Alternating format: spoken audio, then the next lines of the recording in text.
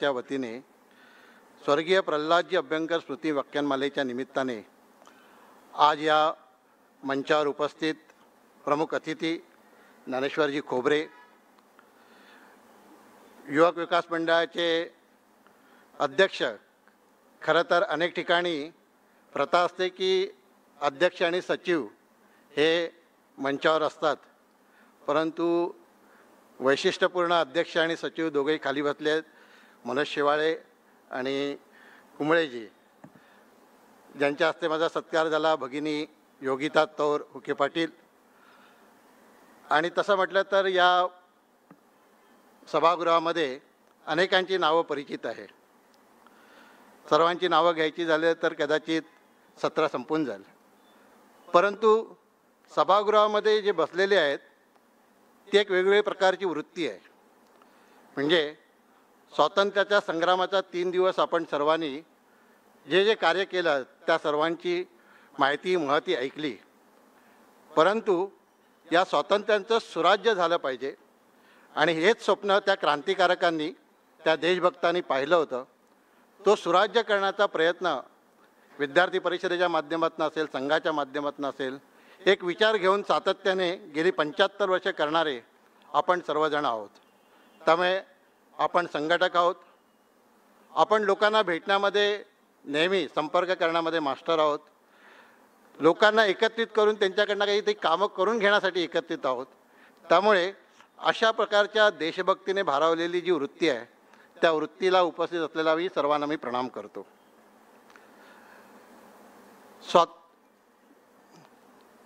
सामर्थ्य आहे चळवळीचे, जो जो करेल ते यायचे, परंतु तेथे भगवंताचे अधिष्ठान हवे. आपल्या सर्वांना माहिती आहे. आणि ही व्याख्यानमाला गेली 22 वर्ष चाललेलं आहे. त्या व्याख्यानमालेच्या अधिष्ठानाचं पण नाव जर आपण बघितलं तर प्रल्हादजी अभ्यंकर आहे. प्रल्हाद म्हटल्यानंतर आमच्या डोळ्यासमोर जे नाव येतं ते भक्त प्रल्हाद. काय हो, एकच शब्दामध्ये जर वर्णन करायचं झालं तर अडीग.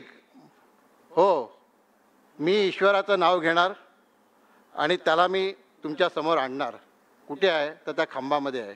अशा अडीगपणाने ज्यांनी देवाला आणि आपल्या वडिलांनाही आपलं रूप दाखवलं, अशाच नावाचं जे प्रल्हादजी अभ्यंकरांचं संपूर्ण जीवनचरित्र जर आपण पाहिलं तर त्याच पद्धतीने अनुभवायला मिळतं. स्वयंसेवक म्हणून उत्तम स्वयंसेवक, जी जी जबाबदारी दिली ती सर्वपणे पार पाडली. या स्वातंत्र्यानंतर लगेचच, म्हणजे दुर्दैवाने ज्या स्वातंत्र्यासाठी सर्वांनी संघर्ष केला, परंतु त्याच स्वातंत्र्यानंतर या देशातल्या नागरिकांना 1.5 वर्ष तुरुंगामध्ये घालं. त्यात प्रल्हादजी अभ्यंकर पण होते. आणीबाणीच्या काळामध्ये पण त्यांना तुरुंगामध्ये झालं. आणखीन एक वेळेला, 3 वेळेला स्वातंत्र्यानंतर या 75 वर्षामध्ये ज्यांनी तुरुंगवास भोगला, त्यामुळे एका अर्थाने तेही क्रांतिकारक होते. प्रल्हादजी कार्यकर्त्यांचे आधारवड होते. ज्याप्रमाणे वटवृक्षावर अनेक पक्षी येतात ते वर्णन त्या पुस्तकामध्ये आहेत, त्यांचं वर्णन केलेलं आहे. त्यामुळे अनेक कार्यकर्त्यांचे आधारवड होते. प्रल्हादजी उत्तम वक्ते होते. कोणताही विषय, अत्यंत क्लिष्ट विषय पण सोप्या पद्धतीने मांडण्याचं त्यांची हातोटी होती. दुसऱ्या बाजूने मिश्किल स्वभाव होता. काम करायचं असेल, देशाचं काम करायचं आहे, समाजाचं काम करायचं आहे, तर ते संपूर्ण ओझं आपल्या अंगावर आहे असं न करता हसत खेळत काम करा. भाषणाची पण त्यांची जी स्टाईल होती त्यामध्ये अनेक असे दाखले असायचे ज्याच्यामध्ये त्यांचा मिश्किल स्वभाव यायचा.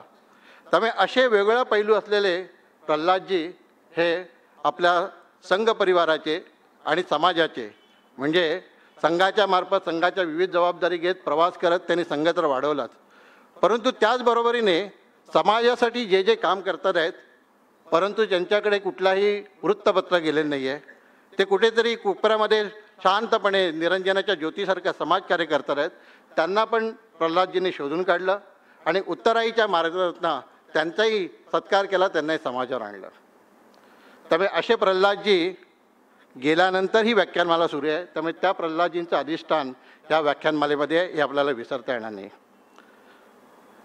प्रल्हादजींचा शेवटपण जो आहे तो अशाच एका व्याख्यानमालेला 16 ऑक्टोबर 1999 पुण्यामध्ये बँकेची कार्यशाळा होती आणि त्याच्यामध्ये प्रल्हादजींचं भाषण चाललेलं होतं आणि ते भाषण करता करता प्रल्हादजी भाषण झाल्यानंतर त्यांना हार्ट अटॅक आला आणि त्यामध्ये त्यांचं निधन झालं त्या रात्री. तर असे प्रल्हादजी म्हणजे शेवटपर्यंत म्हणजे मृत्यूच्या दारेपर्यंत एका सेनापतीप्रमाणे लढले. त्या प्रल्हादजींचं अधिष्ठान या व्याख्यानमालेलं आहे आणि म्हणून ही व्याख्यानमाला जसं योगिताने म्हटलं ती निरंतर चालणार आहे. त्याच्यामध्ये किती अडचण येऊ दे, काल भयंकर पाऊस पडलेला होता परंतु हे ईश्वरी कार्य आहे.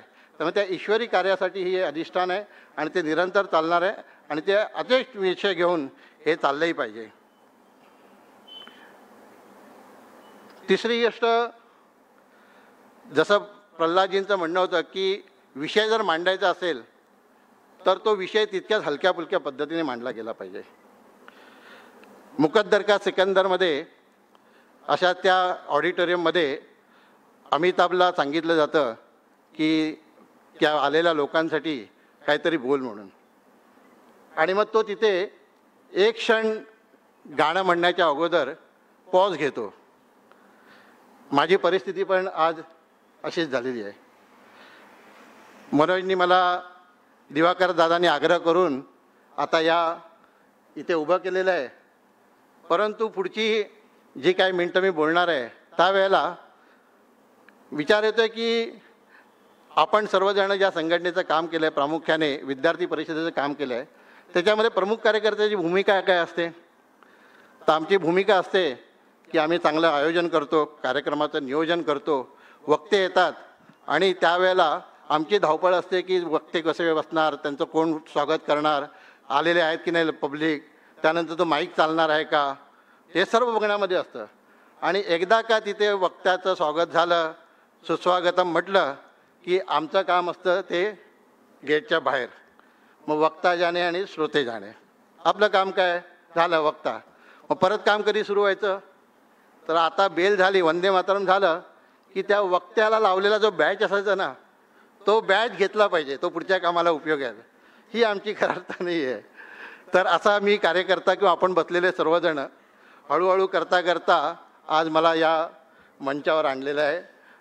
तर प्रश्न आहे की खरं तर 2020च्या मॅचमध्ये जसं असतं ना, म्हणजे बोलता येतं पण कुठेतरी प्रस्तावित करा, परिचय करा, स्वागत करा. परंतु इथे तर 1 तासाची टेस्ट मॅच खेळण्यासाठी मला इथे सांगितलं गेलं आहे.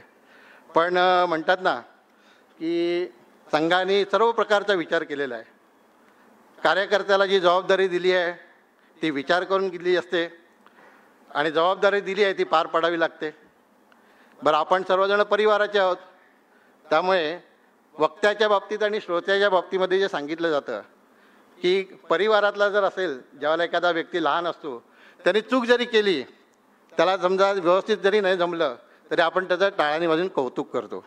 त्यामुळे तेही सांगितलेलं आहे की एकदा तुम्ही प्रवचनाला, एकदा बौद्धिकाला उभं राहिलात की तुम्हाला काही बोलण्याची मुभा आहे आणि लोकांना सर्व ऐकवण्याची, सहन करण्याची सवय आहे. म्हणजे तर अशाही पद्धतीने हा विषय खरं तर नेणार आहे.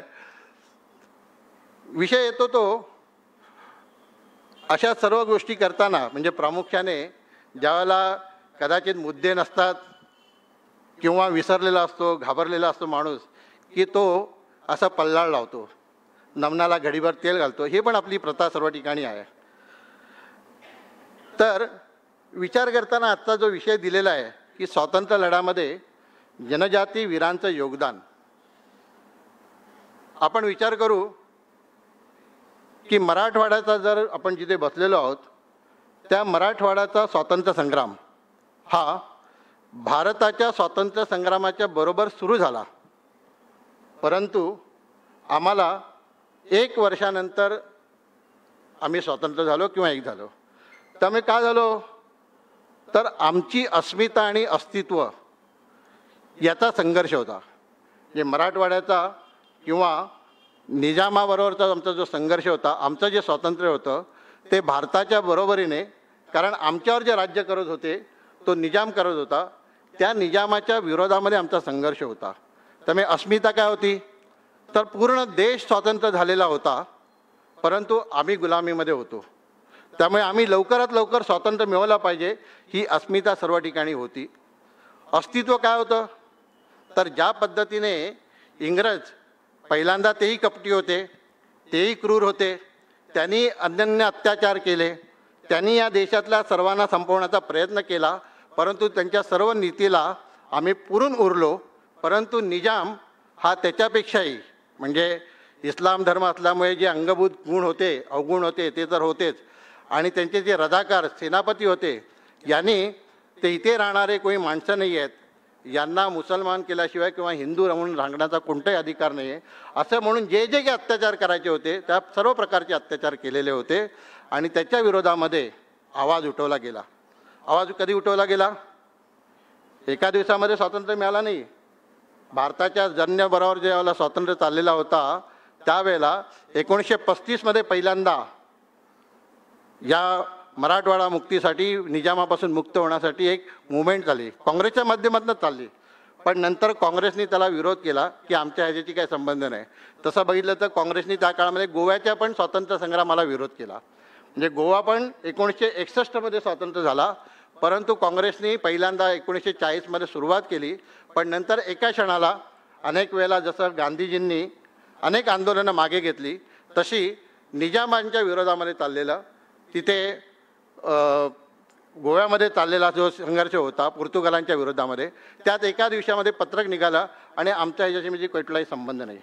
याचं नेतृत्व कोण करत होतो? तर नेतृत्व करत होते स्वामी रामानंद तीर्थ. आणि स्वामी रामानंद तीर्थांच्या आयुष्यामधला कदाचित गेल्या 2 दिवसाच्या व्याख्यानमालेमध्ये उदाहरण आलं असेल.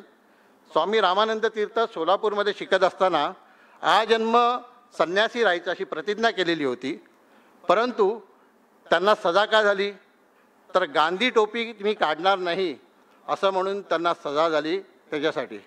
परंतु ज्या वेळेला काँग्रेसच्या कमिटीचे ते अध्यक्ष होते आणि याच्या विरोधामध्ये, निजामाच्या विरोधामध्ये ज्यावेळेला संघर्ष सुरू केला, अनेक लोक त्यांना सहभागी झाले आणि एका क्षणाला ज्यावेळेला काँग्रेसने हा पाठिंबा काढून घेतला त्यावेळेला त्यांना लक्षात आलं की ही गांधी टोपी काही कामाची नाही. निजामाशी जर लढायचं असेल तर निजामाच्या पद्धतीने साम दाम दंडभेद करूनच लढलं पाहिजे. आणि अशा पद्धतीची मनं निर्माण केली. त्या आंदोलनामध्ये प्रल्हादजी अभ्यंकरांचाही सहभाग होता, अनेक संघाच्या स्वयंसेवकांचा संबंध होता. आणि मग अनेक नावं सांगता येतील.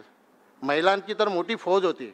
महिलांच्या फौजीमध्ये मग इथे शांताबाई शेळके असेल, दगडाबाई वाघमारे असतील, परांजपे असतील, अशी अनेक नावं सांगता येतील की ज्यांनी वरच्या नेत्याने आदेश करावा आणि त्यांनी सांगावं की आज याची निजामाची जी काही गाडी जाणार आहे, खजिना जाणार आहे तो लुटा, आज निजामाच्या जवळ असलेलं हत्यार आहे ते लुटा, आज रेल्वे बंद पाडा. अशा पद्धतीचं आजच्या याच्यामध्ये ज्याला दहशतवादी म्हणता येईल, कदाचित देशविघातक पुरावे म्हणता येतील, परंतु स्वातंत्र्य मिळवायचं आहे, आम्हाला स्वराज्य मिळवायचं आहे, त्यासाठी केलं पाहिजे, अशा पद्धतीने युवक आणि युवतींनी मोठा संघर्ष करून हा आपल्याला विजय मिळवून दिला.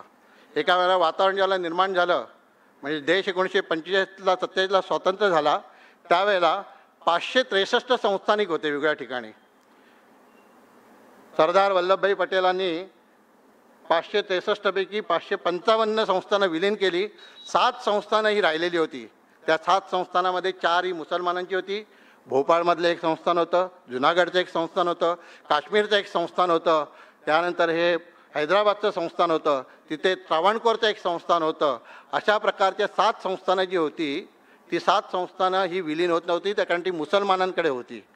आणि मग ज्या वेळेला संघर्ष सुरू झाला त्या संघर्षातनं एका क्षणाला 17 सप्टेंबरला कारवाई झाली. आणि मी बघता बघता एका दिवसामध्ये जो निजाम गुरमीत होता की आम्ही ते पाकिस्तान निर्माण करू, आम्ही इथे हिंदूंना राहायला देणार नाही, अशा पद्धतीच्या गुरमीमध्ये असलेल्या निजामाला एका दिवसामध्ये शरण आणलं. निजाम पळून जावा लागला आणि हा देश आणि हे भाग स्वतंत्र झाला. हा इतिहास आहे आमच्या अस्मितेचा आणि अस्तित्वाचा. परंतु आपल्या मराठवाड्यामधल्या लोकांना माहिती आहे का इतिहास सांगितला गेला का? गोविंदभाई श्रॉफांपासून अनेकांनी संघर्ष केला, अनेक नावं सांगता येतील. परंतु मी मुंबईत होतो ज्यावेळेला 2008 ते 2012 मी मराठवाड्याचा संघटन मंत्री होतो, ज्यावेळेला स्वामी रामानंद तीर्थ विद्यापीठात जावं लागत होतं, त्यावेळेला तो इतिहास समोर आला. तिथपर्यंत मलाही माहिती नव्हता. मलाही हेही माहीत नव्हतं की 17 सप्टेंबर 1948ला म्हणजे स्वातंत्र्यानंतर 1 वर्षानंतर हा मराठवाडा स्वतंत्र झाला. त्यामुळे दुर्दैवाने त्या ठिकाणी लढलेला संघर्ष, त्या ठिकाणी केलेला गाथा ही दुर्दैवाने दुसऱ्या ठिकाणी गेलीच नाही. महाराष्ट्रामध्ये पोचली नाही तर पूर्ण देशभरामध्ये का जाणार. आणि त्याच पद्धतीचा संघर्ष आपल्या अस्मिता आणि अस्तित्वासाठी ज्यांनी लढला ते होते भारतातला जनजाती समाज. का काय लढला तर याच्यासाठी आपल्याला थोडी पार्श्वभूमी मागे जावं लागेल. कारण कुठल्याही पार्श्वभूमीच्या आधाराने एखादी घटना जर समजून घेतली, त्याचं जर विश्लेषण करता आलं तर आपल्याला एक क्रम लावता येईल. आणि म्हणून जर हे विश्लेषण करायचं झालं म्हणजे ह्या मराठवाडा संग्रामाचं करा, गोवा मुक्तिमाचं करा, एकूण भारताच्या स्वतंत्र संग्रामाचं करा किंवा जनजाती वीरांचं योगदान जे काय आहे ते जर करा, तर आपल्या असं लक्षात येईल की किमान इंग्रज येण्याच्या अगोदर किंवा त्याच्याही अगोदर 1000 वर्षापासून या देशावर जे आक्रमण झालं त्याचा थोडक्यात एक आढावा घ्यावा लागेल. विचार करा की पहिल्यांदा खैबर खिंडीतनं सर्व आक्रमणं झाली. मग ती सर्व माहिती आहेत आपल्याला कोण कोण आली ती. मुघल आले, बर्बर आले, त्यानंतर यवन आले, या सर्वांनी, लोधी आले, त्या सर्वांनी वरून आक्रमणं केली आणि त्यांना सातत्याने 700 वर्ष संघर्ष केला. 700 वर्ष संघर्ष भारतामध्ये चालला. पण त्याच वेळेला जगामधल्या असलेल्या ज्या काही अनेक महान संस्कृती होत्या, अनेक देश होते, ते या दोन्ही म्हणजे स्पेन आणि पोर्तुगाल म्हणजे पोर्तुगीज यांना तिकडच्या पोपनी या दोघांचे, हे दोघं म्हणजे जे आम्हाला शिकवलं जातात ना की कोलंबस वॉज ग्रेट, कोलंबसनी अमेरिका शोधली आणि वास्को दी गामाने भारत शोधला, पण हे दोघंही आजच्या भाषेमध्ये माफिया होते, आजच्या भाषेमध्ये इंटरनॅशनल दरोडेखोर होते, इंटरनॅशनल आतंकवादी होते. त्यावेळेला आपल्याकडे ही भानगड नको म्हणून पोपने पूर्ण भारताचे जगाचे 2 तुकडे केले. वरचा तुकडा सांगितला वास्को दी गामाकडे, खालचा तुकडा दिला कोलंबसकडे, जावा काय करायचं ते करा. आणि त्या मार्गातनं गेलेले. आणि याचंही एक कारण असं होतं की जो व्यापार भारतातनं व्हायचा, भारतामध्ये मोठमोठी बंदरं होती आणि व्यापार जो अरबांच्या हातामध्ये गेला, त्या अरबांच्या हातातनं व्यापाराला एक नवीन दिशा मिळावी म्हणून इंग्रज, फ्रेंच हे सर्वजण जगाच्या सफारीवर निघाले. त्या ठिकाणी जशी आता स्कॉलरशिप दिली जाते ना उच्च शिक्षण करण्यासाठी, तसं नवीन नवीन देश शोधून काढा, नवीन नवीन देशाला तुम्ही गवसणी घाला, तिथे जाऊन व्यापाराचे काय उद्योगधंदा करता येईल का याची संधी वाट करा, असं म्हणून युवकांना, खलाशांना प्रोत्साहित केलं गेलं. आणि जगाच्या ह्याच्यावर यांच्या तुकड्यावर, राजाने फेकलेल्या तुकड्यावर लोक बाहेर पडले. आणि मग जो देश मिळेल, काही देणं घेणं नव्हतं, जो जिथे सभ्यता होती ती सभ्यता एका धडकेसारखी संपवली. रोम पण असाच संपला, ग्रीक पण संपलं, पेरू, चिलीसारखे जे देश होते तेही संपले. परंतु भारतामध्ये सातत्याने 700 वर्ष या सर्व पठाणांनी काढलेलं आक्रमण असेल आणि 400 वर्ष हे प्रामुख्याने पोर्तुगीज, डच, फ्रेंच, इंग्रज यांनी केलेलं आक्रमण असेल. परंतु हे करूनसुद्धा हा भारत कधी खंडित झाला नव्हता. कारण त्याचं रक्षण करणारा जो सीमावर्ती क्षेत्रामध्ये होता तो होता जनजाती समाज. तो अत्यंत लढवय होता, तो शूर होता, त्याच्या हातामध्ये शस्त्र होते. आणि त्यामुळे केवळ तो आज जसं आपण म्हणतो की वेगळा आहे असं नव्हता, तर तो राजा होता, तो सेनापती होता, तो सामान्य सैनिक होता. परंतु त्या भारताच्या भूमीशी एकनिष्ठ होता, एकरूप होता. आणि त्यामुळे राजाच्या खांद्याला खांदा लावून आमच्या त्यावेळच्या सीमावर्ती क्षेत्रातला जनजाती समाज लढला. दोघंही एकत्र लढले. कारगिल आपण जिंकण्याचं एकमेव कारण असं आहे की कारगिलमध्ये सर्वात जास्त शहीद आमचे अधिकारी झाले. कारण वेळ पडल्यानंतर आमच्या अधिकाऱ्यांनी त्या ठिकाणच्या सैनिकांबरोबर वेळ पडल्याचं प्रसंगी सैनिकांना वेगळं केलं, परंतु अधिकाऱ्यांनी अंगावर छातीवर गोळा झेडल्या आणि परमवीर चक्र वगैरे मिळवले. त्यामुळे त्याच पद्धतीने राजे लढले, त्यांच्याबरोबर जनजाती समाज लढला. आणि त्यामुळे इंग्रज या देशाचे तुकडे करू शकले नव्हते. तुकडे कधी केले हो? 1945 पासून ज्या ठिकाणी रझाकार होते तिथे पाकिस्तानमध्ये जिनाने सांगितलेलं होतं की लुटा, काही करा, संघर्ष करा. आणि त्यावेळेला दुर्दैवाने आमच्या नेतृत्वाने, जे थकलेलं नेतृत्व होतं, ज्यांनी फाळणी स्वीकारण्याच्या मनस्थितीमध्ये होती, त्यांनी आमच्या लढवया समाजाला सांगितलं की तुम्ही हातामध्ये शस्त्र घेऊ नका. आणि पहिल्यांदा जगाच्या इतिहासामध्ये आणि भारताच्या इतिहासामध्ये पहिल्यांदा जनजाती समाजाने, पहिल्यांदा शूरवीराने आपलं शस्त्र घेतलं नाही. आणि त्याची परिणिती आता बघता आली की आम्ही न लढता, न संघर्ष करता आमचा भूभाग, आमची मातृभाषा ही, मातृभूमी वेगळी केली. हा इतिहास आहे. त्यामुळे इंग्रजांनी जे जे केलं, 16व्या शतकामध्ये इंग्रज आले, व्यापाराच्या निमित्ताने हळूहळू हे करत होते. पहिल्यांदा फ्रेंचांबरोबर त्यांचा संघर्ष होता, तिथे ते जिंकले. डचांना त्यांनी पराभूत केलं. पोर्तुगीजांनी एक शहाणपणा केला की आम्ही गोवापासून ते खाली दीव दमणपर्यंत मर्यादित राहू, बाकी ठिकाणी तुम्हाला जे काही करायचं ते करा, ही भूमिका घेतली पोर्तुगीजांनी. परंतु इंग्रज हुशार होते. इंग्रजांनी या देशामध्ये सर्वेक्षण केलं आणि सर्वेक्षण केल्याच्या आधाराने त्यांच्या लक्षात आलं की कोण कोण आपल्याला विरोध करू शकतो, कोणाला संपवलं आणि कुठल्या ठिकाणी राज्य मिळवलं तर आपण या देशात राज्य करू शकतो, हे त्यांचा अभ्यास होता. आणि त्या पद्धतीने सर्वात पहिल्यांदा 1757 प्लासीची जी लढाई जी होती, त्या प्लासीच्या लढाईमध्ये इंग्रजांनी बंगालचा नवाब सिराजउद्दौला याला पहिल्यांदा, ते पण कसं केलं, इंग्रज मोजकेच होते. इंग्रजांनी या देशावर किंवा इंग्रजांनी ज्या ज्या या देशातल्या शूरवीरांना पकडलं ते समोरासमोर पकडलं नाही, त्यांनी पराक्रमाने पकडलं नाही, तर प्रत्येक वेळेला कूटनीतीचा आधार घेतला, प्रत्येक वेळेला त्यांनी कपट केलं, प्रत्येक वेळेला अनीतीचा उपयोग केला आणि त्या अनीतीचा उपयोग करूनच त्यांनी आपल्या शूरवीरांना पकडलं. दुर्दैव असं आहे की भारताच्या इतिहासामध्ये जितके शूरवीरांची नावं आम्हाला सांगता येतील, तितकीच गद्दारांची, तितकीच आपल्या स्वार्थासाठी आपल्याच जवळच्या लोकांना पकडून देणारे घरभेदी ही निर्माण झाले, हाही इतिहास आहे. आणि त्यामुळे 1757 प्लासीच्या लढाईमध्ये इंग्रजांनी बंगाल ताब्यात घेतला. 1763 बक्सरची लढाई ते जिंकले. त्या बक्सरच्या लढाईमध्ये जिंकल्यानंतर त्यांनी पूर्णपणे मुघल जे साम्राज्य होतं, म्हणजे अकबरापासून जे निर्माण केलेलं होतं ना, आणि आज जे सांगतात नॅरेटिव्हमध्ये की मुसलमानांना या देशामध्ये राज्य करायला दिलं पाहिजे, कारण किंवा ही भूमी मुसलमानांची आहे, तर त्यांचं असं म्हणणं आहे की ज्या वेळेला इंग्रजांनी या देशामध्ये राज्य ताब्यात घेतलं त्यावेळेला दिल्लीच्या तख्तावर मुसलमान मुघल बादशाह होता आणि त्यामुळे इंग्रज ज्या दिवशी गेले त्या दिवशी पुन्हा एकदा मुसलमानांच्या ताब्यात हा देश दिला पाहिजे, अशा पद्धतीचं. परंतु 1763ची बक्सरची लढाई काय सांगते, तर अकबरापासून जे मुघलांचं राज्य होतं औरंगजेबाच्या नंतरचं, ते 1763 समाप्त झालं. एका अर्थाने मुघलशाही संपली. त्यानंतर त्यांनी खाली टिपू सुलतान, आपल्याकडे बघा इतिहासामध्ये ज्याने ज्याने क्रूर कर्मा केलेले होते, ज्या टिपूने हिंदूंची कत्तल केलेली होती, त्या टिपूच्या नावाने स्वतंत्र भारतामध्ये सुट्टी जाहीर केली जातं. त्याच्या मोठ्या प्रमाणामध्ये एक थडगं, त्याला काय म्हणतात, त्याला मान दिला जातो. त्याच टिपू सुलतानाला इंग्रजांनी त्याच्या पुत्राला हैदर, टिपू दोघांनाही पराभूत केलं 1790 म्हणजे पश्चिममध्ये बंगालमध्ये पहिल्यांदा पाय रोवले, तिथून खाली समुद्रापर्यंत आले आणि त्यानंतर त्यांचं लक्ष गेलं ते मराठ्यांकडे गेलं. पुन्हा एकदा आमच्याकडे स्वार्थासाठी, खुर्चीसाठी अनेक लोकांनी नादानपणा केला. त्या नादानपणामध्ये दुसऱ्या बाजीरावाचं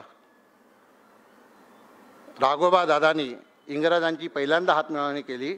मराठ्यांच्या बरोबर आपण लढाई करू शकत नाही, ती आयती संधी राघोबा दादांनी त्यांना मिळवून दिली आणि 1763 ते 1818 3 लढाया मराठ्यांबरोबर झाल्या आणि 1818 मराठीशाही नष्ट झाली आणि अटकपासून कटकपर्यंत जे पसरलेलं होतं आणि 1600 किलोमीटर समुद्रापर्यंत तंजावरपर्यंत जे राज्य पसरलेलं होतं ते राज्य आयतं इंग्रजांच्या ताब्यामध्ये गेलं.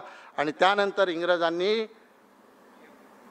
भारताच्या बाहेर, म्हणजे आत्ताचा जो पाकिस्तान आहे त्या लाहोरपर्यंत, तिथे होतं रणजित सिंह, पंजाब केसरी रणजित सिंहाचं सरकार होतं 1848, ते त्यांनी नष्ट केलं. आणि बघता बघता 1757 ते 1848 या भारतावर ज्यांची पकड होती, जे स्वधर्माचं राज्य होतं, जे स्वहितांचं राज्य होतं, ते इंग्रजांनी नष्ट केलं आणि इंग्रजांचा अंमल सुरू झाला. परंतु तिथे इंग्रज फसले.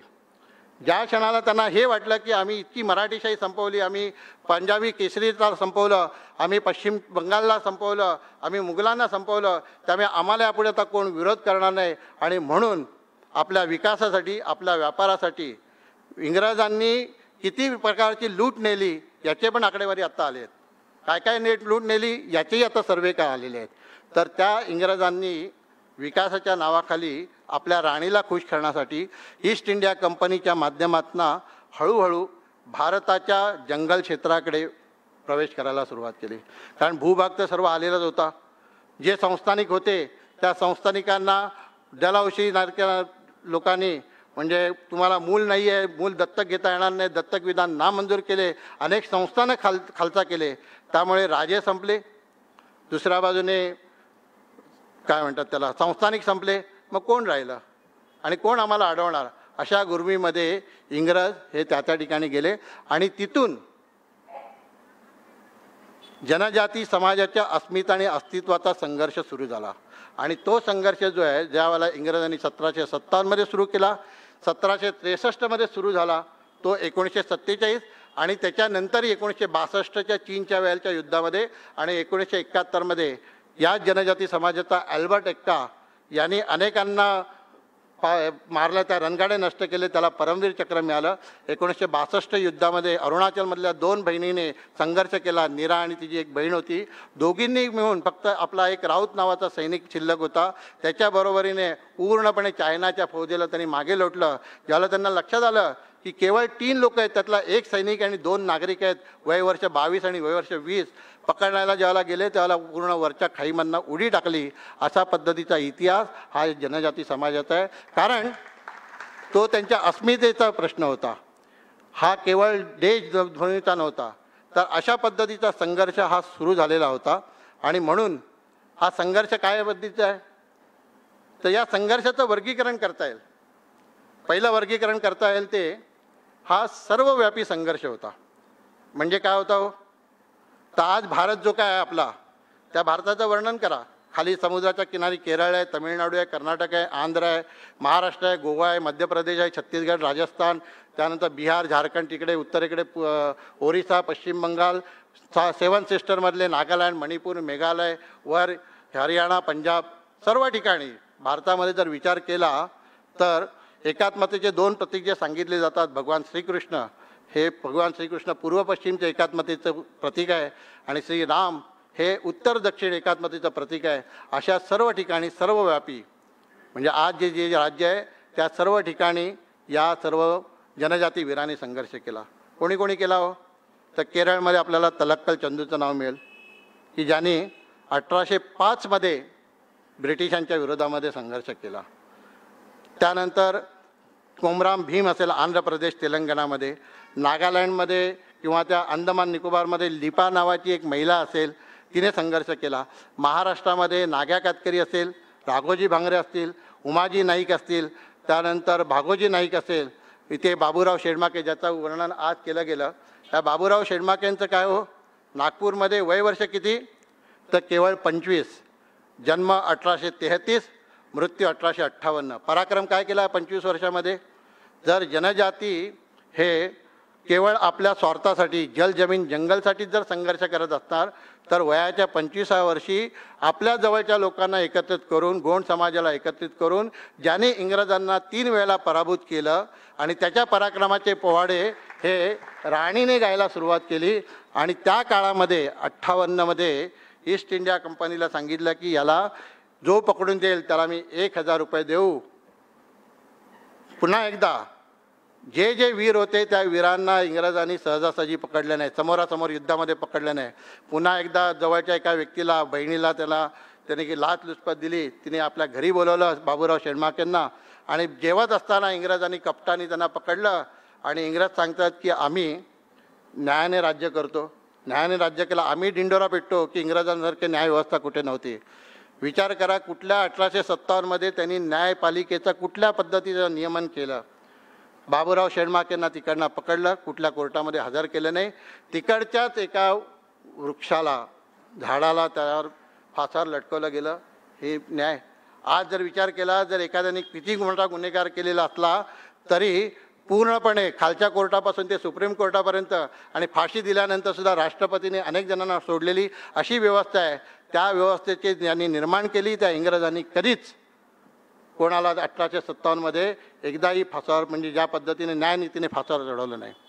आपल्या जवळ वर्णन ज्याचं आहे, याच आंध्र प्रदेशमध्ये निर्मल नगरला एक झाड आहे, कदाचित ते आता या ह्याच्यामध्ये नष्ट करण्यात आलेलं आहे. त्या झाडाचं वैशिष्ट्य काय, रामागोंड 1922 ते 30 या काळामध्ये संघर्ष केला. संघर्ष नाही 1858च्याच काळामधला जो संघर्ष होता त्या संघर्षामध्ये अनेक लोक म्हणजे ज्या वैशिष्ट्य सांगता येतील जनजाती समाजाने समोरासमोर संघर्ष केला. जनजाती समाजाने गनिमी पद्धतीने संघर्ष केला. ज्या गनिमी पद्धतीचा छत्रपती शिवाजी महाराजांनी उपयोग केलेला होता. आपण सैनिक कमी आहोत, आपलं सेना कमी आहे आणि त्यामुळे निसर्गाचा उपयोग करून जर हे नीतीने वागत नसतील, अनीतीने वागत असतील तर आम्ही नीतीचे त्याग करू आणि त्यांच्या पद्धतीने जशा तसं उत्तर करू. याला गनिमी कावा म्हणतात. वेळ पडल्यानंतर शत्रू जास्त झाला की माघार घ्यायची आणि पुन्हा एकदा आपली ताकद वाढली की पुन्हा एकदा संघर्ष करून त्यांना पराभूत करायचं. हा जो गनिमी कावा होता तो जनजातींमध्ये पण होता. जंगलाचा आसरा घेऊन आणि हातामध्ये तीर कमटा होता. इंग्रजांकडे गोळा होता. इंग्रज जिंकण्याचं कारण एक होतं. त्यावेळेला जेवढे काही संघर्ष झाला आणि जगाच्या इतिहासामध्ये आजही भारत बलवान का आहे तर जगामध्ये चीनकडे जी शस्त्र आहेत त्याच्यापेक्षा आमच्याकडची शस्त्र आता चांगली सुपेरियर झालेली आहे, ती तीक्ष्ण झालेली आहे. त्यामुळे इंग्रज आता चीन किंवा जगातला कुठला देश भारताला डोळे वर करून दाखवू शकत नाही. त्याने जर तसं म्हटलं, त्याने कुठलंही रॉकेट सोडलं तर आम्ही त्याला तशाच पद्धतीचं प्रत्युत्तर देऊ. आज आमची क्षमता आहे. परंतु त्या काळामध्ये जगामध्ये इंग्रजांनी जे राज्य केलं त्यावेळेला त्यांच्याकडे असलेला बंदूक आणि आमच्याकडे असलेली तलवार आणि बंदुकीचा सामना होऊच शकत नाही. कारण तलवार भाला जिथपर्यंत तुम्ही टप्प्या देत नाही तिथपर्यंत संघर्ष करू शकत नाही. परंतु त्याच वेळेला वनवासी समाजाकडे, जनजाती समाजाकडे गोफण होती, तीर कमटा होता आणि या तीर कमटा घेऊन झाडावर लपून राहायचे आणि त्याच्या आधाराने जो जो त्या क्षेत्रामध्ये यायचा त्या क्षेत्रामध्ये करायचे. परंतु पुन्हा एकदा रामा गोंडला अशाच पद्धतीने पकडलं गेलं. 6 वर्ष संघर्ष चाललेला होता. 6 वर्षाच्या संघर्षामध्ये इंग्रजांचे अनेक अधिकारी मारले गेले आणि पुन्हा एकदा कप्तानी पकडलं गेलं.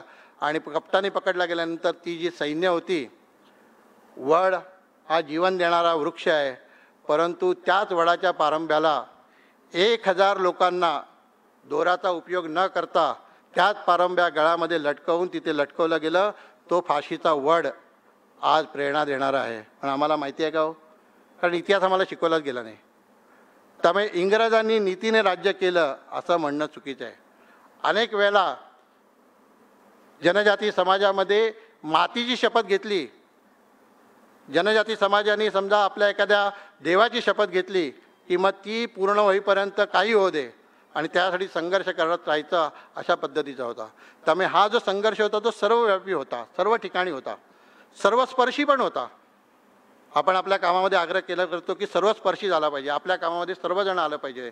विचार करा की त्या काळामध्ये संघर्ष जो सुरू झालेला होता, आम्हाला इतिहासाचे जे दाखले दिले जातात, इतिहास आम्हाला शिकवला जातो तो गांधीपासून, लोकमान्य टिळकांपासून किंवा 1885च्या काँग्रेसच्या स्थापनेपासून. आणि त्याच्याही अगोदर जर विचार केला तर 1857मध्ये कुठेतरी इंग्रजांच्या विरोधामध्ये बंड होतं. अशा पद्धतीचा इतिहास आम्हाला शिकवला जातो, कारण तो त्यांच्यामार्फत या भारतामध्ये रुजवला गेला, त्यांच्यामार्फत शिकवला गेला. आणि दुर्दैवाने स्वातंत्र्यानंतरसुद्धा आम्ही त्याच पद्धतीने तो इतिहास सांगत सुटलेलो आहोत. तर अशा पद्धतीने काम करणारा, अशा पद्धतीने जे संघर्ष करणारा सर्वस्पर्शी होता. म्हणजे काय होतं तर आज भारतामध्ये 700च्या वर जनजातीची नोंद आहे. त्याच्यामध्ये भिल्ल असेल, गोंड असेल, उराव असेल, त्यानंतर कोकणा असेल, मावची असेल, भील असेल, असे सर्व जे जे प्रमुखपणे आहेत त्या सर्वांनी सर्व ठिकाणी संघर्ष केला. म्हणजे इथे राघोजी भांगरे, महादेव कोळी समाजाने संघर्ष केला. नाग्या माधू कातकरी, वय वर्ष 19 त्यांनी कातकरी, जो आजही प्रिमेटिव्ह टाईममध्ये येतो, आजही विकासापासून वंचित आहे, अशा आपल्या नाग्या माधू कातकरीने वयाच्या 19व्या संघर्ष केला. उराव जातीमध्ये संघर्ष झाला. मुंडा जातीमध्ये भगवान बिरसा मुंडांनी वयाच्या 25व्या वर्षी 1875 ते 1900 या 25 वर्षामध्ये संघर्ष केला. बाबूराव शेडमाकेने वयाच्या 25व्या वर्षी गोंड समाजाला घेऊन संघर्ष केला. एवढंच नाही तर त्या ठिकाणी आपण जर विचार केला, मी जसं म्हटलं की सर्वव्यापी होता तसा सर्वस्पर्शी होता. नागा कम्युनिटीने मिळून संघर्ष केला, त्यानंतर जयंतीयाने संघर्ष केला, गारो समाजाने संघर्ष केला, संताल समाजाने केला. आज ज्या आमच्या राष्ट्रपती आहेत मुर्मू, त्या मुर्मू समाजाने संघर्ष केला. त्यामुळे जनजाती म्हणून ज्या ज्या प्रमुख होत्या त्यावेळेला ना टिळक होते, ना महात्मा गांधी होते, ना कोण होतं. स्थानिक ठिकाणच्या लीडरवर, ज्या लीडरची नावं बाहेर आहेत, कदाचित अनेकांच्या चेहऱ्यावर, अनेकांच्या शरीरावर कपडे नाही आहेत, परंतु त्या समाजाने इंग्रज हे आपले नाही आहेत, इंग्रज या देशाचं भलं करायला आलेलं नाही आहे हे ओळखून त्यावेळेला संघर्ष सुरू केला आणि त्या संघर्ष हा सर्वव्यापी आणि सर्वस्पर्शी आहे, सर्वांनी मिळून केला, सर्व समाजाने केला. का केला हो? तर त्याचं एक उत्तर दिलं जातं की ते जंगलामध्ये राहतात, त्यामुळे जंगल आपलं आहे, त्यामुळे त्या जंगलाला वाचवण्यासाठी केला. परंतु इतिहासामध्ये आर्य चाणक्याने सांगून ठेवलेलं होतं सर्व सम्राटांना की तुम्ही कुठेही युद्ध करा, तुम्ही विजय मिळवाल, परंतु या अरण्यक संस्कृतीमध्ये जे लोक राहतात, जे जनजाती समाजाचे आहेत, त्यांच्याकडे कधीही उन्मत्तपणे संघर्ष करू नका, त्यांच्याशी लढाई करू नका, कारण तुम्ही कधी जिंकणार नाही. कारण एक ते कारण आहे की ते तिथे राहणं हे एकूणच पर्यावरणाच्या दृष्टीने, एकूणच तुमच्या साम्राज्याच्या दृष्टीने हे आवश्यक आहे आणि म्हणून त्यांच्याकडे कधी संघर्ष करू नका. त्यामुळे आमच्या इतिहासामध्ये अनेक साम्राज्य आले, परंतु जनजाती समाजाबरोबरचे त्यांचे सालोख्याचे संबंध राहिले. अनेक राजांनी तिकडच्या जनजाती मुली या आपल्या राजकन्या करून घेतल्या आणि एका अर्थाने पारिवारिक संबंध निर्माण झाले. हे मोडलं इंग्रजांनी. त्यामुळे इंग्रजांनी अस्मितेच्या खाली, इंग्रजांनी या विकासाच्या नावाखाली ती खनिज संपत्ती आपल्या ताब्यात मिळावी म्हणून पहिल्यांदा यांच्या अस्मितेला चॅलेंज केलं, अस्मितेला त्यांनी ललकारलं आणि ज्याला अस्मितेला ललकारलं गेलं त्याला आपल्या अस्तित्वासाठी त्यांनी संघर्ष सुरू केला आणि बघता बघता इंग्रजांना त्यांनी पराभूत केलं. बघा, आमच्या मिलिटरीमध्ये विचार केला तर मराठा रेजिमेंट आहे, शीख रेजिमेंट आहे, त्यानंतर राजपुताना रेजिमेंट आहे, महार रेजिमेंट आहे, सर्व प्रकारच्या रेजिमेंट, गुरखा रेजिमेंट आहे. कारण या सर्व रेजिमेंट ज्या ज्या राजांच्या ताब्यात होत्या त्या सर्व राजांना यांनी पराभूत केलं आणि त्यांच्या रेजिमेंट या इंग्रजांकडे जोडला गेला. फक्त इंग्रजांच्या ताब्यामध्ये ज्यांच्या हातामध्ये तीरकमटा होता, भाला होता, तलवार होती, जे जे काही स्थानिक हत्यार होते तेच फक्त इंग्रजांना पुढे शरण गेले नाहीत. इंग्रजांची शेवटपर्यंत लढले. इंग्रजांनी जी शिक्षा दिली ती शिक्षा त्यांनी भोगली. इंग्रजांच्यासाठी अनेक व्यक्तीने तर परिवार शहीद झाला, परिवाराच्या बरोबर समाज शहीद झाला आणि बघता बघता 3-3.5 हजार लोक अनेक ठिकाणी शहीद झाल्याचं आपल्याला पाहायला मिळतं. त्यामुळे इंग्रज ज्यांना पराभूत करू शकले नाही, ज्यांचा इतिहास, ज्यांचं शौर्य हे अबाधित राहिलं, असा अपराजित भारताच्या कालखंडातला 1757 पासून ते 1947पर्यंतच्या इतिहासामध्ये ज्यांचा इतिहास आहे तो गौरवशाली इतिहास हा जनजाती समाजाचा आहे की जे पराभूत झाले नाहीत. आणि म्हणून पराभूत नाही झाले नाहीत म्हणून इंग्रजांनी त्यांना नाव दिलं की रिझर्व्ह फोर्स. म्हणजे बाकी सर्व ठिकाणी राज्य होतं पण इथे आपण राज्य करू शकत नाही अशा पद्धतीचा त्यांनी एक फतवा काढला. आणि त्यानंतर स्वातंत्र्य मिळाल्यानंतर हा जो काही रिझर्व्ह एरिया होता तोच रिझर्व्ह एरिया 5वी अनुसूची 6वी अनुसूची शेड्यूल एरिया म्हणून कन्वर्ट झाला. परंतु खरा इतिहास काय तर खरा इतिहास हा पराक्रमाचा होता. इंग्रजांनी त्यांच्यावर कधीही राज्य केलं नाही, त्या अशा अपराजित योद्ध्यांचा तो इतिहास होता. त्यामुळे सर्वव्यापी आहे, सर्वस्पर्शी आहे आणि सर्व कालखंडातला पाहायला मिळतो.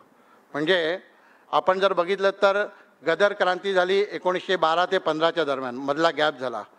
1885ला काँग्रेस सुरू झाली, करता करता निवेदन करता 1905 बंगालची फाळणी ज्यावेळेला झाली त्याला लाल बहादूरांचं नेतृत्व झालं. पण पुढच्या 10 वर्षामध्ये परत काही नाही आहे. गांधीजी 1915 पासून सुरू झाले, तिथून जर विचार केला तर 1930ला असहकार आणि अशा पद्धतीचे सत्याग्रहाचं आंदोलन सुरू झाली. 1942ला चले जावचं आंदोलन झालं आणि 42 नंतर पुढच्या 5 वर्षाचा इतिहास आम्हाला माहितीच नाही. कारण 42च्या 8 ऑगस्टला ज्या वेळेला घोषणा झाली त्याच दिवशी गांधीसह नेहरूंसह सर्वांना अटक करण्यात आली आणि चिंता निर्माण झालेली होती की हे युद्ध, हे आपण दिलेलं जो काही आंदोलन आहे ते कसं चालेल. आणि परंतु आमच्या इतिहासामध्ये सांगितलं जातं की ते चले जावचं आंदोलन सुरू झालं, ती घोषणा दिली गेली आणि 5 वर्षामध्ये ब्रिटिश या देशांना चालते झाले. परंतु त्या 5 वर्षामध्येही जो संघर्ष झाला तो संघर्ष आम्हाला कधी सांगितला गेला नाही. तो संघर्ष या सर्वांचा आहे. त्यामुळे सर्वव्यापी होता, सर्वस्पर्शी होता आणि त्याचबरोबरीने सर्वांनी घेऊन गेलेला होता.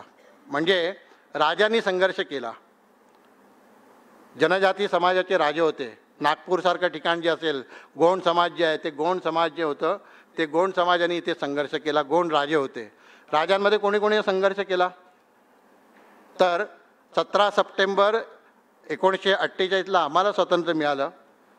त्याच तारखेला 17 सप्टेंबर 18 सप्टेंबर 1858 एका जनजाती वीराने संघर्ष केला. कोण होतं नाव त्याचं? त्याचं नाव होतं शंकर शहा आणि मुलाचं नाव होतं रघुनाथ शाह. शंकर शाह कोण होते? तर जबलपूरचं जे गडमंडलाचं सरकार होतं, गडमंडला कोणाची वारसा होता? तर राणी दुर्गावती, जिने अकबराबरोबर संघर्ष केला, जिने संघर्ष करून अकबराला 3 वेळा पराभूत केला, त्या राणी दुर्गावतीचं म्हणजे पहिला संघर्ष आपल्या याच्यामध्ये येतो की महाराणा प्रतापाने केला, पण महाराणा प्रतापाच्याही अगोदर ज्या राणीने जनजाती राणीने संघर्ष केला ती राणी दुर्गावती होती. त्या दुर्गावतीच्या घराण्यामध्ये शंकरशहाणी आल्या. काम काय होतं?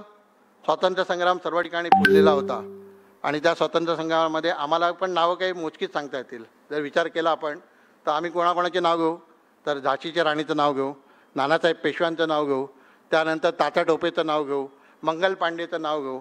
परंतु या सर्वाच्या बरोबरीने बहादूरशाह जफरचं नाव कदाचित घेतलं जाईल. परंतु या सर्वांच्या बरोबरीने जनजाती समाज जो होता त्या जनजाती समाजाने मोठ्या प्रमाणामध्ये संघर्ष केला. त्यामुळे 1857चा जर आपण विचार केला तर त्या 1857च्या मध्ये इंग्रजांना किंवा आपल्या क्रांतिकारकांना जे जे करत होते त्या सर्वांना मदत करणारे राजे होते. त्यात शंकरशाह होता. काम काय होतं? शंकरशहांना दिलेल्या महत्त्वाची कामगिरी होती. सर्वे केल्यानंतर तात्या टोपे आणि राणीबाई लक्ष्मीच्या लक्षात आलं होतं की जबलपूरमध्ये जो तोफांचा कारखाना आहे तो जिथपर्यंत उद्ध्वस्त आपण करणार नाही, तो ज्या क्षणी उद्ध्वस्त होईल त्या क्षणात युद्धाचं पारडं बदली होईल. आणि मग हे कोण करू शकतो? तर त्या तोफखान्याच्या जवळ असलेले शंकरशाह आणि रघुनाथ शाह या 2 पितापुत्रांना त्यांनी मोठं नाटकी आहे म्हणजे याच्यावर एक नाटक निर्माण होऊ शकतं पूर्णपणे. काय केलं तर त्याला भेटायचं कसं? तर एक होतं की एक भाकरी फिरवली जायची आणि कमळ फिरवलं जायचं. त्या भाकरी आणि कमळच्या आधाराने जनजागृती केली असा इतिहास सांगतो. आणि मग असं ठरलं की एका ठिकाणी एक संगीताचा जलसा आहे, त्या ठिकाणी राणी लक्ष्मीबाई येईल आणि दुसऱ्या बाजूने जबलपूरवरून शंकरशाह रघुनाथ शाह निघतील आणि एका ठिकाणी कार्यक्रम झाल्यानंतर तंबोऱ्यामधनं अदलाबदल होईल. तंबोऱ्यामधनं बंदुक्या, तंबोऱ्यामधनं तलवारी या राणी लक्ष्मीबाईकडनं शंकरशहांकडे आल्या. महालामध्ये सर्व तयारी झाली. काही काळ शंकरशहानी रघुनाथशाहला सांगितलं की तू नाटक कर आणि तू इंग्रजांना जाऊन मिळ आणि इंग्रजांची काय तयारी आहे त्या पद्धतीचा विचार कर. दोघं पायलेकांनी हे सर्व केलं. परंतु दुर्दैव पुन्हा एकदा आमच्याच ठिकाणच्या गद्दारांनी हा जो भेद चाललेला होता की उद्या जाऊन त्या तोफखाना नष्ट करायचा, त्या तोफखान्याच्या बद्दलची सर्व कारवाई सर्व घटनाक्रम हा इंग्रजांना जाऊन सांगितला. सर्वजण तयारीमध्ये होते. त्या रात्रीच इंग्रजांनी सर्वांना पुन्हा एकदा त्या गडमंडलामध्ये सर्व आले. त्या दोघांना पकडलं आणि पकडल्यानंतर इंग्रज किती धूर्त होते. जे आपण म्हणतो ना की नक्सल मुवमेंट आता काय करतं तर एखाद्याने समजा सरकारला एखाद्याने पोलिसाला बातमी दिली तर त्या गावामध्ये दहशत निर्माण करण्यासाठी म्हणून त्याला उचलून गावामध्ये आणतात आणि क्रूर पद्धतीने मारतात. की का? तर पुन्हा एकदा कोणी आपल्या विरोधामध्ये साहस करू नये, डेअरिंग करू नये अशा पद्धतीचा एक त्यांचा घटनाक्रम आहे. हा कुठून आला? ज्या जंगलामध्ये इंग्रजांच्या विरोधामध्ये संघर्ष झाला त्या जंगलामध्ये इंग्रजांची नीती कुठे गेली? तर ती जी बीज आहेत ती ह्या 1858च्या 18 सप्टेंबरमध्ये आपल्याला पाहायला मिळतात. इंग्रजांनी काय केलं तर राजाच्या विरोधामध्ये दवंडी पिटवली की उद्या तुमचा राजा शंकरशाह आणि रघुनाथ शाह या दोघांना पितापुत्रांना तोफेच्या तोंडी दिलं जाईल. परंतु हे देत असताना कोणी घरी राहता कामा नये, सर्वांनी त्या ठिकाणी यायचं आहे आणि हा जो सोहळा आहे आम्ही जो करणार आहोत तो सोहळा बघायचा आहे. अशा पद्धतीचं फरमान काढलं गेलं. दवंडी पिटवली गेली आणि संपूर्ण प्रजेच्या समोर 18 सप्टेंबर 1858ला या दोघा पितापुत्रांना हे केलं. परंतु जाताना वर्णन आहे, लोककलेमध्ये वर्णन आहे की असं आहे की शंकरशहाने सांगितलं की ज्या जीवनाचं उद्दिष्ट होतं ते तर मी पूर्ण करतो आहे आणि रघुनाथ शहाने पण सांगितलं की आम्ही आता चाललेलो आहोत, आमचं जे अर्ध स्वप्न आहे ते तुम्ही पूर्ण करा. आणि याच स्वप्नाचं घेऊन त्यांच्या राणीने म्हणजे फुलकवरने आणि त्यांच्या सुनेने पुन्हा एकदा दुःख बाजूला ठेवलं, लोकांना एकत्रित केलं. ज्याने फितुरी केली होती त्याला प्रत्यक्ष राणीने मारलं आणि 2 वर्ष इंग्रजांची संघर्ष करत त्या जबलपूर त्यांच्यापासून वेगळं केलं, स्वतंत्र ठेवलं. हा इतिहास आहे. त्यामुळे राजांनी युद्ध केलं, सेनापतींनी युद्ध केलं. राणी चेन्नम्मा, त्या राणी चेन्नम्माचा सेनापती होता हफसी रामा नावाचा. म्हणजे हे जे हफसी जे होते जे काळामध्ये शिवाजी महाराजांच्या काळामध्ये होते त्यातले काही झाले, त्याचं नाव होतं हफसी रामा. त्या हफसी रामाने त्या चेन्नम्माला घेऊन संघर्ष केला. कोयली नावाची एक राणीची सेनापती होती. या कोयलीने ही पहिली मानव बॉम्ब झाली भारताच्या इतिहासामध्ये किंवा जगाच्या इतिहासामध्ये. जर राणी बहुतेक नाव त्या वेणू थेंपू असं त्या राणीचं नाव होतं. आणि तो आपला गड होता तो इंग्रजांनी काबीज केलेला होता. एक फक्त दिवस होता की ज्या दिवसामध्ये दसऱ्याच्या दिवशी त्या गावातल्या सर्व लोकांना, महिलांना पूजा करण्याचा अधिकार त्या इंग्रजांनी दिलेला होता. राणीने विचार केला, त्या ही जी गोष्ट जी जोगवा मारणारे जे होते त्या काली हिच्या लक्षात आलं आणि तिने सांगितलं की मी हे करते. आणि पहिल्यांदा ती गेली आणि पोटामध्ये त्या पूर्णपणे तेल तूप लावलं, बंगणी घेतला आणि त्यानंतर ती ह्याच्यामध्ये जाऊन काय म्हणतात किल्ल्यामध्ये जाऊन पूर्णपणे अंगावर हे केलं आणि तो गड जिंकून दिला. अशा पद्धतीचा इतिहास. ह्या सर्व जनजाती आहेत. म्हणजे केवळ जंगल जमीनसाठी नाही आहे, तर स्वधर्मासाठी त्यांनी संघर्ष केला, स्वाभिमानासाठी संघर्ष केला, या देवदेवतांसाठी संघर्ष केला, या भूमीसाठी संघर्ष केला. इंग्रज या देशातले शत्रू आहेत म्हणून शत्रुभावाने त्यांच्याशी संघर्ष केला, असा इतिहास आम्हाला सांगतो. त्यामुळे राजांनी केला, राणींनी केला, त्यांच्या पुत्रांनी केला, सेनापतींनी केला.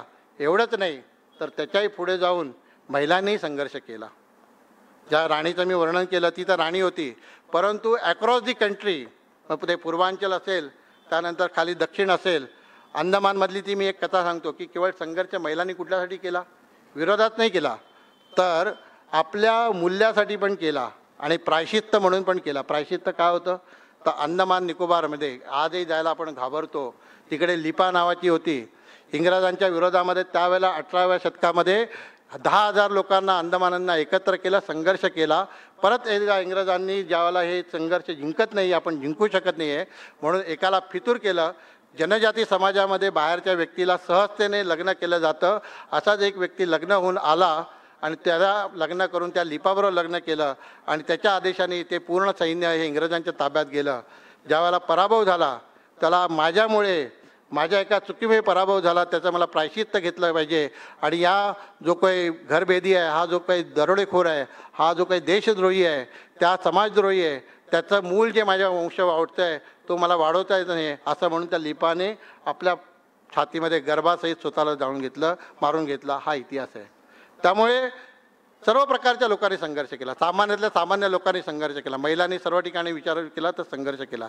राणी गायदुर्निले असेल, त्यानंतर कनकलता बरुआ असेल, त्यानंतर ठक्की कातकरी असेल, वय वर्ष 21, त्यामुळे महिलांनी संघर्ष केला. त्यानंतर जर आपण विचार केला तर समाजातल्या जनजाती समाजातल्या सुधारकांनी, जनजाती समाजातल्या गुरूंनी, जनजाती समाजातल्या धर्मप्रचारकांनी आजही जर आपण विचार केला तर जनजाती समाज का संघटित आहे. एखादी गोष्ट जर तिथे पुरवायची असेल तर आपल्या लक्षात येतं की गाव बुडा नावाची एक असते, भगत असतात, तो त्या ह्याचा प्रमुख असतो. त्यांनी एखादी गोष्ट सांगितली, त्यांनी बेल घेऊन जर एखादा संकल्प केला तर गाव मरायला आणि मिटायला तयार असतं. अशा पद्धतीचा संघर्ष करणारे ते जे होते त्यांना घेऊन केला. अशा विरोधामध्ये इंग्रज जे आले ते 3 सैन्य घेऊन आलेच, परंतु त्यांची 4थी जे सैन्य होतं ते 4थं सैन्य होतं हे चर्च फादर जे डगले घालून आलेले होते ना, त्यांनी पण त्याच पद्धतीचा क्रूर अत्याचार केलेले आहे. पोर्तुगीजांचा इतिहास दुर्दैवाने भारतामध्ये इंग्रजांच्या विरोधामध्ये भरपूर लिहिलं गेलं, परंतु 1498 पासून 1961 पर्यंत गोवा आझाद होईपर्यंत पोर्तुगीजांनी ज्या पद्धतीचे अन्याय आणि अत्याचार केले ते आजपर्यंत आपल्या समोर आले नाही.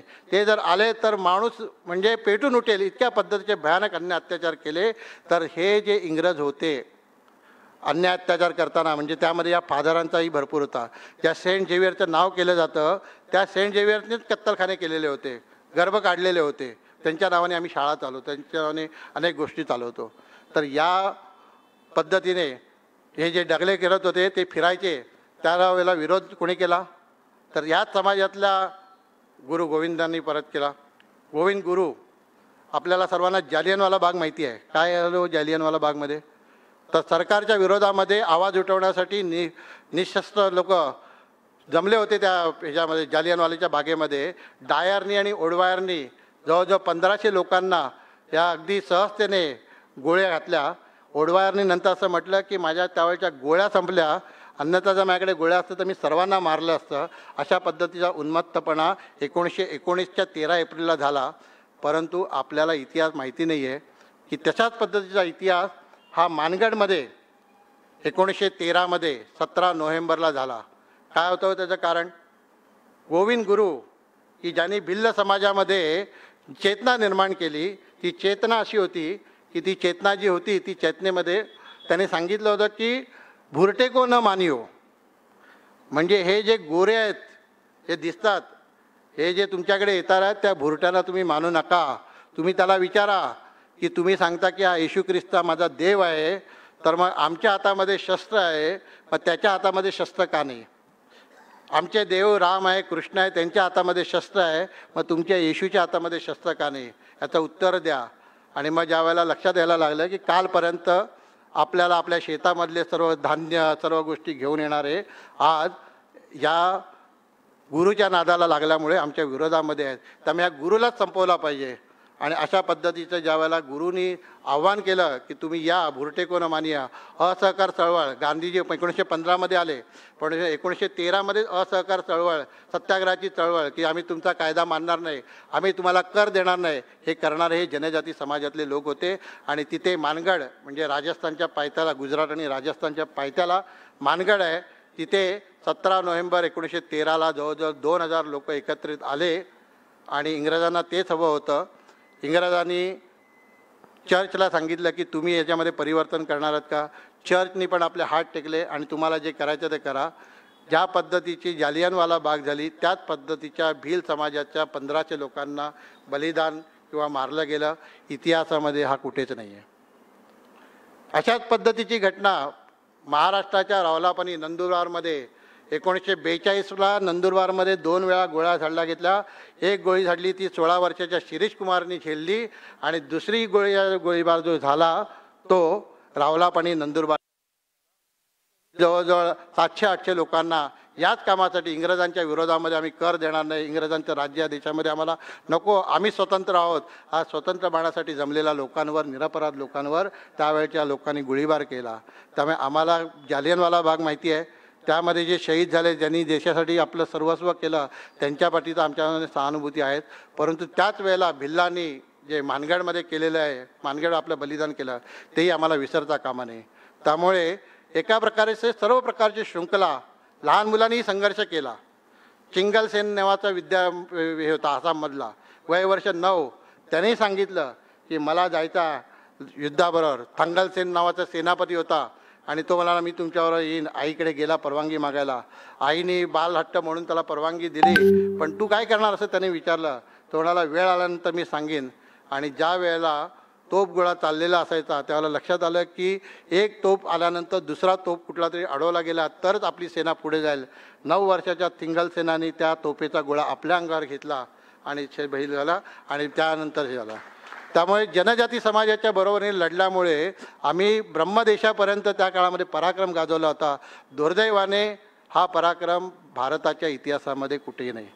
त्यामुळे सर्वांनी संघर्ष केला. गुरु गोविंदांपर्यंत मी असं म्हटलं की पद्धत केलं आहे. ही बदललेली आहे का परिस्थिती? आता तर बदलत चालली आहे. बदलत चालली आहे म्हणजे सर्व प्रकारचं, म्हणजे कम्युनिस्टांनी किंवा ज्या पद्धतीने इतिहास भारतासमोर आणला की हा इतिहासच कधी येऊ नये. ब्रिटिशांनी जाता जाता जे काही बॅटन होतं त्यांच्या इतिहासाच्या दृष्टीचं ते बॅटन आपल्या इकडच्या शिक्षण तज्ज्ञांना दिलं आणि त्यांनी ह्याच पद्धतीने सांगितलं. त्यांनी आम्हाला अकबर ग्रेट सांगितलं, त्यांनी आम्हाला इंग्रजांचं शासन कसं चांगलं आहे. त्यामुळे आमचे अनेक विद्वान म्हणतात की इंग्रज आले पाहिजे राज्य करायला. परंतु इंग्रजांनी किती लोकांना मारलं, म्हणजे पूर्ण 1857चा जर इतिहास काढला तर 3.5 लाख लोक या देशामध्ये शहीद झाले. अनेक वड असे आहेत की जिथे त्यांनी 100, 200, 1000 लोकांना वडाने आपल्याला सामावून घेतलेलं आहे, पण तो इतिहासच आमच्यापर्यंत आला नाही. त्यामुळे एका बाजूने 3.5 लाख लोकांनी बलिदान केलेलं आहे. अशा पद्धतीचा इतिहास लपवला गेला. खोटा जो होता, मक्कारांचा जो होता, ज्यांनी या देशासाठी काहीच केलं नाही, अशांचा इतिहास आम्हाला शिकवला गेला. UPSCमध्ये 5 वर्ष असेल तर तोच इतिहास तुम्हाला लिहायला पाहिजे, तोच इतिहास आम्ही गावायला पाहिजे, तोच इतिहास आम्हाला तो प्रेझेंट करता आला पाहिजे. दुर्दैवाने अशा पद्धतीचा इतिहास हा सर्व ठिकाणी मांडला गेला आणि म्हणून काल हा परत असतो, गती बदलत असते. या देशामध्ये कदाचित जसं इंग्रजांना वाटत होतं की या देशामध्ये किंवा जगामधला स्वराज्याचा सूर्य आमचा कधी मावळणार नाही, परंतु या भारतातल्या मातीमध्ये जन्मलेल्या अनेकांनी संघर्ष करून इंग्रजांना पराभूत केलं, त्यांचा स्वराज्याचा सूर्य डुबवला. त्याच पद्धतीने भारतामधल्या स्वातंत्र्यानंतर अनेकांना वाटत होतं की इथे कधी राष्ट्रवादी विचार येणार नाही, आम्ही जे म्हणू त्याच पद्धतीने हा देश चालेल. परंतु समय का पहिया बदल गया आणि केंद्रामध्ये आता पूर्णपणे राष्ट्रविचाराचं, या देशभक्तांनी ज्यांनी ज्यांनी संघर्ष केला त्यांचं कृतज्ञतापूर्वक स्मरण करणारं एक सरकार आलेलं आहे आणि त्याची पावलं आपल्याला पाहायला मिळतात आहेत. पावलं कुठून सुरू झाली? तर वनवासी कल्याण आश्रमांनी ज्या भगवान बिरसा मुंडांनी वयाच्या 25व्या वर्षी केवळ लोकांना एकत्रित करून इंग्रजांच्या विरोधामध्ये संघर्ष केला नाही, तर त्यावेळेला त्यांनी असं म्हटलं होतं की टोपी टोपी एक आहे. हा जो फादर जो घालून येणारी टोपी आणि अधिकाराच्या डोक्यावर असलेली टोपी ही एकच आहे. आणि हे दोघंही तुम्हाला नाडण्यासाठी, दोघंही तुम्हाला लुटण्यासाठी झालेले आहेत. त्यामुळे यांच्यावर कधी विश्वास ठेवू नका. आणि म्हणून आपल्या लोकांना जागृत करताना त्यांनी संघर्ष केला. त्या भगवान बिरसा मुंडाला, या जनजाती समाजातल्या वीरांना, ज्याने ज्यांनी संघर्ष केलेला आहे, तो सर्वव्यापी सर्वस्पर्शी जे जे आहे तो लोकांपर्यंत आला पाहिजे. आणि म्हणून एक राष्ट्रीय गौरव देऊन जनजाती समाजाचा असला पाहिजे, अशी मागणी आपल्यासारख्या विचारवंतांनी, आपल्यासारख्या राष्ट्रीय विचाराच्या प्रेरणेने वनवासी कल्याण आश्रमांनी सातत्याने लावून धरली. 15 नोव्हेंबरला देशभरामध्ये कार्यक्रम सुरू झाले आणि मग याची सहानुभूती, याची किंवा संवेदना आमच्या पंतप्रधानांपर्यंत पोहोचली. आणि भाई नरेंद्रभाई मोदींनी गेल्या वर्षी 15 नोव्हेंबर हा राष्ट्रीय जनजाती गौरव दिन म्हणून साजरा केला. त्यामुळे त्यानिमित्ताने सुरू झालेलं आहे. भोपाळच्या बाजूला हबीबगंज नावाचं एक स्टेशन आहे. त्या हबीबगंजचा इतिहास म्हणजे ज्यांनी अत्याचार केला त्याचंच नाव द्या. ज्या खिलजी आणि ज्या बख्तवरनी आमचं विद्यापीठ जाळलं त्याचं स्टेशन तिथे बिहारच्या ठिकाणी आहे. हेच केलेलं आहे.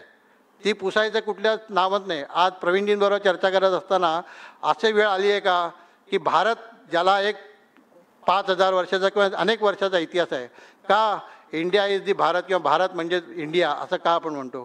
का नाही, ह्याचं नाव सिलोनप्रमाणे, श्रीलंका केल्याप्रमाणे भारत झालं पाहिजे, असं एक मुवमेंट चालवण्याची आवश्यकता आहे. आणि त्याच पद्धतीने जशी ही जी गुलामीची प्रतीकं आहेत, ती गुलामीची प्रतीकही बदलली गेली पाहिजे. आपल्या परीने जेवढं शक्य होईल तेवढं आपण केलं पाहिजे. त्याची सुरुवात अशी झालेली आहे की औरंगाबाद, ज्यांनी या मराठ्यांवर अन्य अत्याचार केले, हिंदवी स्वराज्य बुडवण्यासाठी जो आलेला होता, जो पाप्या औरंगाबाद इथेच गाडला गेला, परंतु आम्ही अभिमानाने नाईलाजास्तव आजही औरंगजेबाचं नाव घेतो, ते बदललं गेलं पाहिजे. तर अशी एक मुवमेंट ही आता देशामध्ये सुरू झाली आहे. हबीबगंजचं नाव बदललं कमलापती. कोण होती कमलापती? ही पण जनजाती राणी होती की जिने आपल्या संघर्षासाठी, आणि ज्या वेळेला असं लक्षात आलं की आपण आता इंग्रजांबरोबर लढू शकत नाही, त्यावेळेला आपल्या चारित्र्याच्या रक्षणासाठी तीच कटार आपल्या काळजामध्ये घेतली. जवळजवळ जनजाती समाजामध्ये किंवा त्या काळामध्ये जेवढ्या शूरवीरा आपल्या देशामध्ये झाल्या त्यांनी संघर्ष केला. परंतु ज्या वेळेला शत्रूची वाईट नजर, शत्रूचा तो टाकस्पर्श ज्यावेळेला आपल्याला होईल त्यावेळेला स्वतःच आपलं जीवन समाप्त केलं. हा इतिहास आहे. त्या कमलापतीचं नाव हे त्या स्टेशनला दिलं गेलं. झाशीच्या राणीचं नाव, लक्ष्मीबाईचं नाव दिलं गेलं, चाललेलं आहे आता. आणि आता आपल्या सर्वांना माहिती आहे की काही दिवसापूर्वी कर्तव्यपट कोण होता हो तिथे?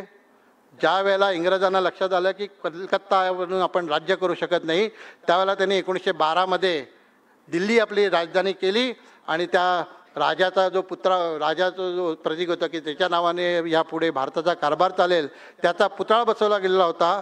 त्या काळामध्ये त्या दगडी पुतळ्याचं नाक कापलं होतं आणि तो पुतळा त्यावेळेला हटवलेला होता. परंतु आमच्या स्वातंत्र्यानंतरच्या 75 वर्षाच्या गुलामीमध्ये 60 वर्ष ज्यांनी राज्य केलं गुलाम मानसिकतेने, त्यांनी तो जे ठेवलेलं होतं प्रतीक, त्याचं प्रतीक तिथे पूजा करून ठेवलं. परंतु कर्तव्य ज्यावेळेला या वीरांनी केलेलं ज्यावेळेला योगदान लक्षात येतं ते वाढलं पाहिजे अशा ठिकाणी, म्हणून मग नेताजी सुभाषचंद्र बोस तिथे विराजमान झालेले आहे. आणि परिवर्तन आता सुरू झालेलं आहे.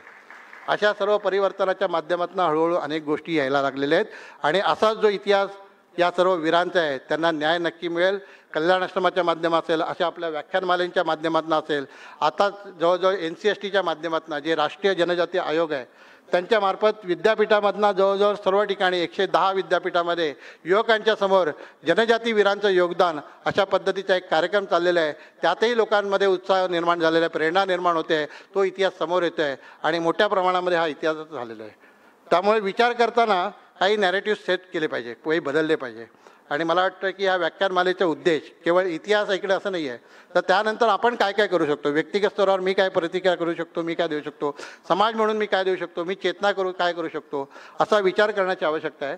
आणि त्यावेळेला असं लक्षात येतं की आम्हाला इतिहासामध्ये 1800 पासून जर विचार केला तर 1885पर्यंत आम्हाला इतिहासच शिकवला गेला नाही. काय शिकवला गेला इतिहास?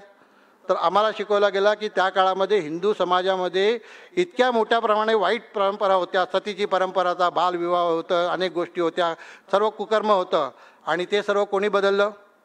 तर ते सर्व बदललं. इंग्रजांनी पुढाकार घेऊन इकडच्या काही समाजसुधारकांनी प्रयत्न केले, पण इंग्रजांनी त्या केवळ काही केलेलं नाही आहे. परंतु आम्हाला इतिहास काय शिकवला? आम्हाला इतिहास हा शिकवला.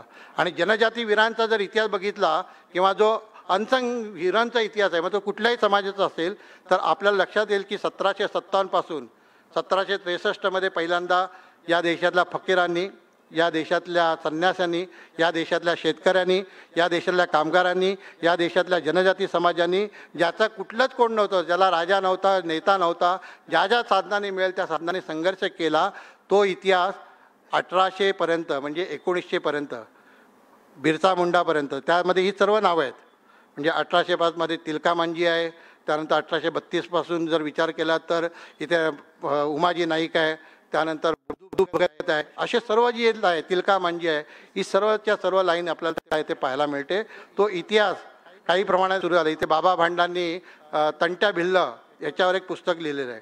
आणि असे अनेक प्रकारचे वनवासी कल्याण आश्रमामध्ये सप्रे म्हणून आहेत, किंवा मी एक पुस्तक लिहिलं या प्रेरणेत नाव. आता ते प्रयत्न सुरू आहेत की त्या त्या ठिकाणी जायचं, त्या ठिकाणी अभ्यास करायचा, त्यांची जेवढी माहिती येईल ती माहिती मिळवायची, त्या गॅजेटमधलं सर्व इंग्लिशमधले जे आहे ते सर्व करायचं, आणि त्याच्या आधाराने अपेक्षित असलेला इतिहास लोकांच्या समोर येण्यासाठी सुरू झालेला आहे. तोही प्रयत्न आपल्या सर्व माध्यमांना केला पाहिजे. तंट्या बिलच्या बाबत काय, इंग्रजांचं एक वैशिष्ट्य होतं की इंग्रजांनी काही प्रमाणामध्ये शत्रूला कमी लेखलं किंवा त्यांनी त्यांच्या पद्धतीने सर्व विषय केला, परंतु इंग्रजांनी पराक्रमाचं पण कौतुक केलं. तंट्या बिलला त्यांनी रॉबिनहूड नावाची संकल्पना दिली. आणि आपण जर विचार केला, जर जनजाती समाजाचा जर मी विचार केला, तर RR पिक्चर नावाचं आहे, किंवा कुठलाही हिंदी पिक्चर काढा, कुठलाही साऊथचा पिक्चर काढा, त्यामध्ये घडलेल्या ज्या ज्या घटना आहेत त्या घटना आणि या जनजाती नायकांच्या जीवनामध्ये घडलेल्या घटना तपासा. तुम्हाला लक्षात येईल की घोड्याला च्या शेपटाला मारून म्हणजे बांधून फरफटत येणाऱ्या अनेक लोकांना आपण बघितलं. हिरोला बघितलं आहे म्हणजे वगैरे. तो हिरो कोण होता हो? तर या इंग्रजांच्या विरोधात संघर्ष करणारा तिलका मांझी, पहिला क्रांतिकारक 1763 त्यांनी संघर्ष केला. त्या तिलका मांझीला ज्यावेळेला पकडण्यात आलं त्यावेळेला त्यांना लक्षात आलं की याची दहशत इतकी आहे, त्यामुळे जवळजवळ काही फरलांगभर त्याला 4 घोड्याच्या शेपटाला बांधलं आणि फरफटत नेलं आणि नंतर फासावर चढवलं. हे इतिहासामध्ये किंवा पिक्चरमध्ये आपल्याला पाहायला मिळतं. रॉबिन हुड म्हणून त्याचं वर्णन केलं गेलं. तो तंट्या मामा एक दिवस पोलीस स्टेशनमध्ये गेला आणि तो म्हणाला की तुम्हाला तंट्या पाहिजे का, मी तुम्हाला शोधून देतो, चला माझ्याबरोबर. पोलीस निघाले. जंगलामध्ये गेल्यानंतर तो म्हणाला तुम्हाला तंट्या पाहिजे, मीच आहे, द्या तुमची हत्यारं. आता हत्यारा घेऊन निघून गेले. हे पोलीस आपण पिक्चरमध्ये बघितले आहे. त्यामुळे कुठल्याही नायकाचं चित्र घ्या, त्याच्या जीवनामध्ये इवन दो म्हणजे त्या RRमध्ये वाघ घेऊन जातात ना, वाघाच्या माध्यमातून हल्ला करतात. असा आमचा महावीर नावाचा एक संताल प्रांतामधला आहे. त्यांनी त्याच वाघाला जीवदान दिलं होतं, त्या वाघाला मित्र बनवलं आणि त्याच वाघाच्या मदतीने एका इंग्रज अधिकाऱ्याचा काटा पण काढला. वाघाने त्याला खाल्लं, यांनी ट्रेन करून.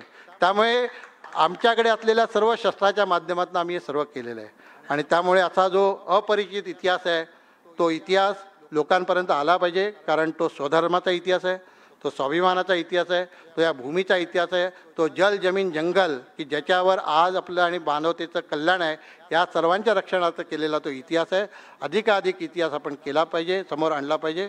दुसरं असं आहे की हे सर्व करत असताना मी जसं म्हटलं की अनेक प्रक्रिया सुरू आहेत. त्याच पद्धतीचा एक मोठा इतिहासाचा काय म्हणतात त्याला एक दिल्लीच्या अंतर्गत मोठं पण एक भव्य प्रदर्शन हे कल्याण महोत्सवाच्या माध्यमातून आणि वेगळ्या ठिकाणांना सुरू आहे. तर अशा पद्धतीचा इतिहास हा आला पाहिजे. आणि त्याच करताना ज्यांनी या देशासाठी स्वातंत्र्यासाठी आपलं सर्वस्व बलिदान केलं त्यांच्याप्रती नेहमी कृतज्ञता स्मरण ठेवलं पाहिजे. कुठेतरी वाचलेली एक घटना जी आहे की लग्न झाल्यानंतर त्या देशामध्ये त्या तरुण जोडप्यांना एका ठिकाणी घेऊन जातात आणि त्या ठिकाणी असतो त्या वीराचा, त्या शहीद झालेला जो पुतळा असतो त्याच्या पुतळ्याच्या भोवती नवीन दाम्पत्यांनी तिथे कृतज्ञता व्यक्त केली पाहिजे. का? कारण त्यांनी बलिदान केलं म्हणून आज आपण जीवन जगतो आहोत. अशाच पद्धतीचा विचार हा एका ठिकाणी पोर्तुगालमध्ये कदाचित कोणतेही भारतीयच असेल, तो एका स्मारकामध्ये गेलेला होता. काहीतरी झाल्यानंतर तिथे टाकून दिलं ते कागद वगैरे. एक 6 वर्षाचा व्हीलचेअरवर बसलेला मुलगा 6-7 वर्षाचा तो व्हीलचेअर घेऊन तिकडे आला आणि त्यांनी त्याला सांगितलं की तू हे इथे करता कामा नाही, कारण ते आमच्या श्रद्धेचं प्रतीक आहे, ते आमच्या स्वाभिमानाचं प्रतीक आहे. अशा आमच्या छोटे छोटी जी प्रतीक आहेत, ज्या ठिकाणी आहेत, जो अनसंग इतिहास आहे या पूर्ण भारतामध्ये किंवा गल्लीबोळामध्ये पसरलेला आहे, तो शोधून काढला पाहिजे, त्यांच्याप्रती कृतज्ञता व्यक्त केली पाहिजे.